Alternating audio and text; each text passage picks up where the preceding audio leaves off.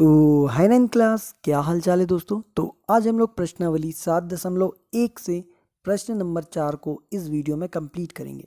हमें प्रश्न नंबर 4 दिया हुआ है, एल और एम दो समांतर रेखाएं हैं जिन्हें समांतर रेखाएं पी और क्यू का एक अन्य युग्म प्रतिच्छेद करता है। दर्शाइए कि त्रिभुज ए बी सी सर्गवासम होगा त्रिभुज सी डी ए के। अगर प्रश्नानुसार देखा जाए तो हमें बताया गया कि जो एल रेखा है वो एम रेखा के बिल्कुल समांतर है और उसे पी और क्यू रेखा एक प्रतिच्छेद करती है और पी और क्यू दोनों ही रेखा समांतर है। मतलब पी रेखा क्यू के समांतर है और एल रेखा एम के समांतर है। अभी हमें दर्शाना है ए बी सी और सी डी ए के बारे में। तो सबसे पहले हम लिखेंगे ज्ञात, जो कि हमें प्रश्न में जो भी चीज़ ज्ञात है।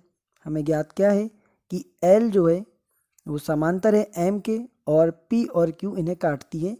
मतलब पी और क्यू रेखा इन्हें काटती है, तो पी और क्यू भी एक दूसरे के समांतर है। इतना हमें प्रश्न में दिया हुआ था। उसके बाद हम लिखते हैं जो हमको ज्ञात करना है, सॉरी ज्ञात नहीं करना, जो हमें सिद्ध करना है। तो हमें सिद्ध क्या करना है, त्रिभुज ए बी सी को सर्गवासम बताना है त्रिभुज सी डी ए के बराबर। तो प्रमाण आपको दोनों त्रिभुज के बारे में पहले लिखते हैं। त्रिभुज ए बी सी और त्रिभुज सी डी ए की तुलना। ठीक है, दोनों ही त्रिभुज की एक दूसरे से तुलना करेंगे तभी हम लोग एक दूसरे के सर्गवासम कर पाएंगे।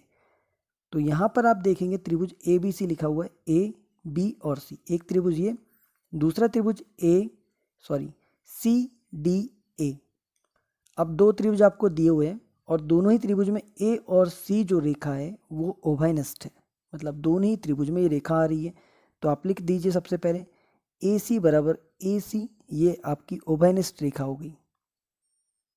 उभयनिष्ठ रेखा मतलब ये साइड दोनों ही त्रिभुज में बराबर है। उसके बाद आप लोग को देखेंगे कि एल और एम रेखा दोनों रेखा एक दूसरे के समांतर है और समांतर रेखा के होने के साथ साथ ए और सी एक तिर्यक रेखा का काम करती है। तिर्यक रेखा पर काम कर रही है, तो इस हिसाब से देखना, मैं थोड़ा एग्जांपल दूंगा। इस तरफ का जो कोण है वो इधर इसके बराबर होता है। हम ऑलरेडी पिछले क्वेश्चनों में भी चीज़ें समझ के आ रहे हैं और करके आ रहे हैं। तो एकांतर कोण पे यहाँ पे काम किया जाएगा। अब एकांतर कोण कहाँ किस पे बनेगा मैं आपको बताता हूँ। तो यहाँ मैं लिखता हूँ कोण बी ए सी। तो ये वाला कोण ध्यान से देखना, ये नीचे वाला बी ए और सी, ये वाला कोण बराबर किसके होगा, कोण डी सी ए के बराबर, डी सी ए के बराबर, इस तरफ के बराबर। ठीक है, और किस प्रॉपर्टी से होगा, एकांतर कोण से। इसी प्रकार कोण ए सी बी बराबर कोण सी ए डी। अब देखिए ए सी बी कहाँ लिखा भाई साहब, ए सी और बी, ये इस तरफ का कोण, मैं कलर चेंज कर लेता हूँ। इस तरफ का जो कोण है वो किसके बराबर में दिया हुआ है, सी ए डी के। तो आप देखेंगे सी ए और डी। तो यहाँ पर एकांतर कोण लगा हुआ है दोनों तरफ, तो यहाँ पर लिख दीजिएगा एकांतर